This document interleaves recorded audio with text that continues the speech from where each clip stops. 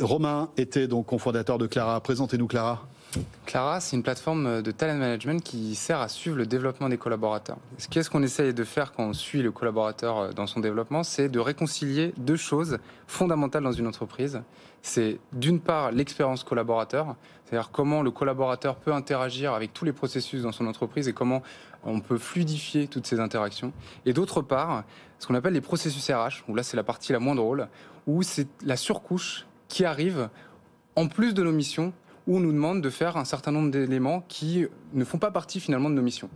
Et ce qu'on vient essayer de fluidifier, c'est le fait que le support que vous allez proposer à ce collaborateur pour qu'il puisse traiter des sujets qui sont aussi importants, comme son développement, c'est-à-dire l'évolution de son parcours de carrière, sa formation, sa montée en compétences, sa reconversion dans l'entreprise. Oui. Donc c'est des sujets quand même qui sont très importants, mais qui, in fine, vont arriver sur la base de Word, de papier, d'Excel.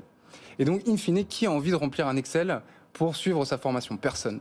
Et donc, on vient apporter une plateforme qui va permettre de pousser aux collaborateurs ces sujets de développement sur lesquels, en l'occurrence, il sait fixer des objectifs, que ce soit de changer de poste, que ce soit de se former à différentes nouvelles compétences, ou tout simplement pour passer manager.